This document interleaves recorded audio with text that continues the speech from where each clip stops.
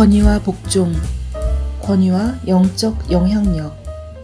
영적 리더십을 간단히 정의한다면 영향력이라 할 수 있을 것입니다.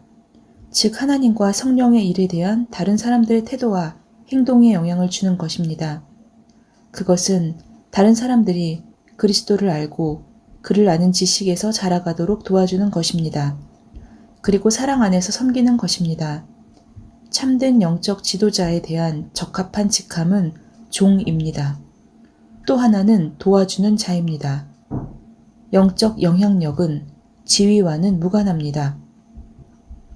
그리스도를 위해 전임 사역자가 된다고 해서 반드시 영적으로 영향을 주는 사람이 되는 것은 아닙니다.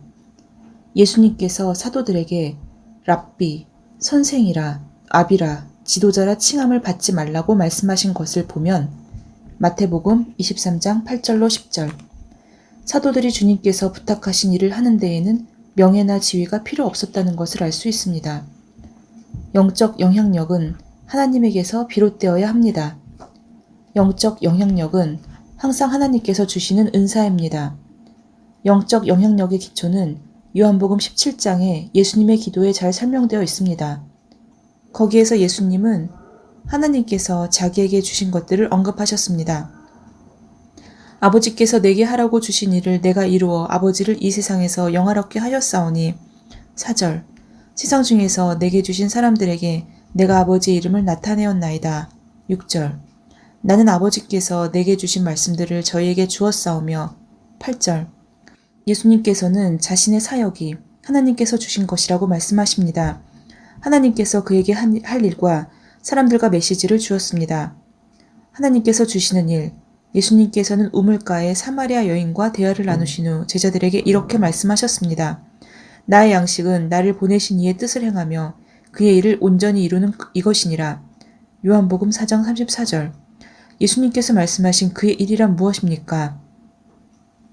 예수님께서는 계속 설명하십니다. 눈을 들어 밭을 보라. 휘어져 추수하게 되었도다. 거두는 자가 이미 삭도 받았고 영생에 이르는 열매를 모았나니. 35에서 36절. 우리는 예수님께서 제자들에게 말씀하신 것과 같이 눈을 들어 우리를 둘러싸고 있는 영적 추수터를 바라보고 있습니까? 우리는 사람들의 필요를 보고 있습니까? 마태복음 9장 36절로 37절이 생각납니다. 무리를 보시고 민망히 여기시니 이는 저희가 목자 없는 양과 같이 고생하며 유리함이라. 이에 제자들에게 이르시되 추수할 것은 많되 일꾼은 적으니. 추수할 것은 많되 일꾼은 적다는 말씀은 영적 지도자라면 누구나 명심해야 할 사실입니다. 추수의 일은 그리스도인이라면 누구나 할 수 있고 또 해야 하는 하나님께서 주신 일입니다. 추수하는 일꾼이 된다는 것은 무엇을 뜻합니까? 나는 사도행전 10장 38절이 그 의미를 잘 말해주고 있다고 생각합니다.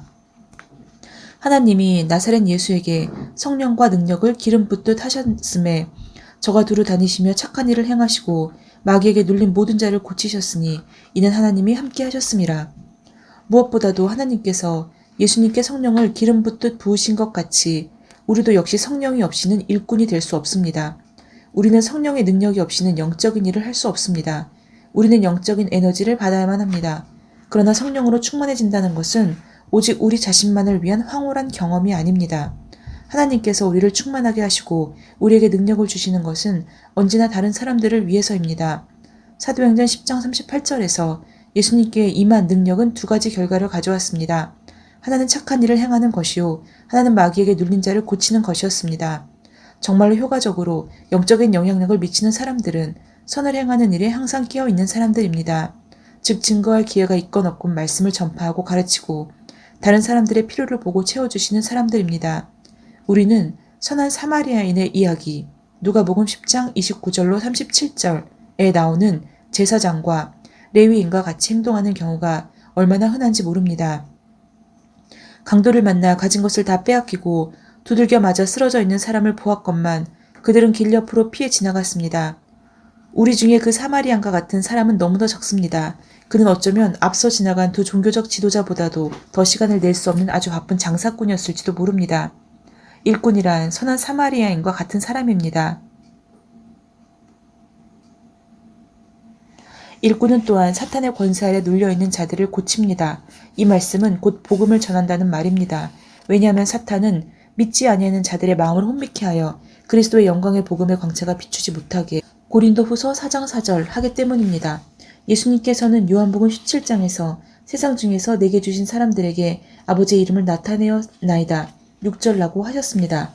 예수님은 온 세상을 위해 죽으셨지만 그는 소수의 사람들, 곧 하나님께서 자기에게 주신 제자들을 가까이서 섬기셨습니다. 어떤 사람은 이것을 이중 비전이라고 합니다. 우리는 두 개의 비전을 동시에 가지고 있어야 합니다. 우리는 전 세계에 대한 비전을 가져야 합니다.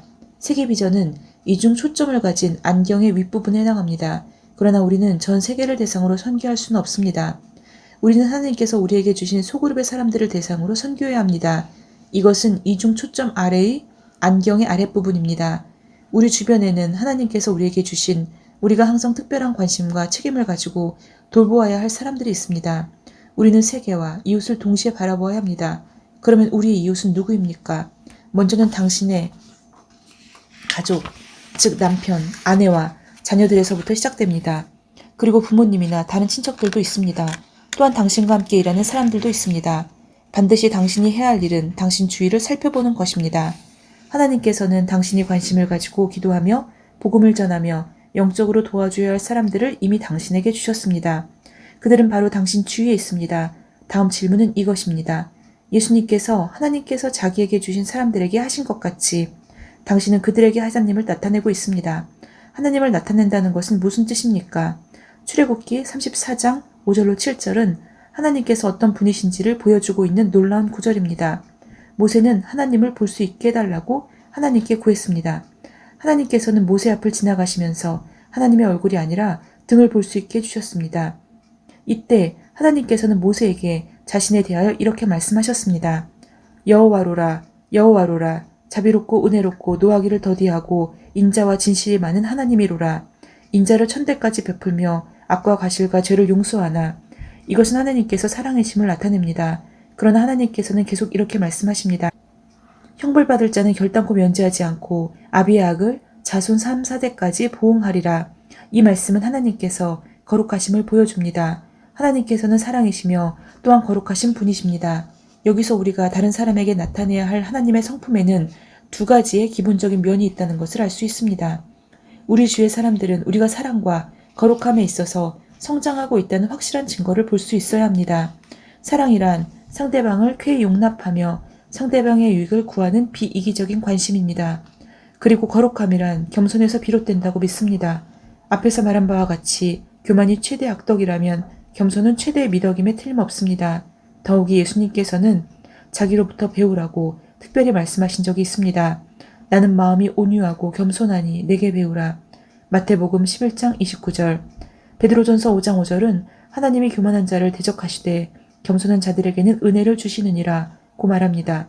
하나님의 대적을 받는다면 어느 누구도 결코 영적 영향력을 발휘할 수 없습니다. 그러나 하나님께서 겸손한 자들에게는 은혜를 주십니다. 아멘. 오늘 권위와 영적 영향력에 대해서 말씀을 나누었습니다. 영적 영향력 이 부분에서 이 말씀이 마음에 와 닿았습니다. 우리 주위의 사람들은 우리가 사랑과 거룩함에 있어서 성장하고 있다는 확실한 증거를 볼 수 있어야 합니다. 다시 말해서 우리는 그리스도를 닮아가는 모습, 성장하는 모습을 우리 주위에 그리스도인이나 비그리스도인들에게 보여주어야 한다는 것입니다. 그런데 내가 그러한 모습을 보여주고 있느냐라는 것을 생각해 봤을 때는 많이 반성하게 됩니다. 혹은 어떠한 면에 있어서는 저 사람이 예수를 믿는다고 하면서 왜 저렇게 행동하지? 라고 생각할 수 있는 모습도 보인 적이 있지는 않을까? 그런 생각 또한 듭니다. 예수님께서는 온유하고 겸손한 마음을 내게 배우라고 말씀하셨듯이 다시 마음을 잡아서 하나님의 온유하고 겸손하고 순종하는 그 마음을 배우겠습니다. 샬롬.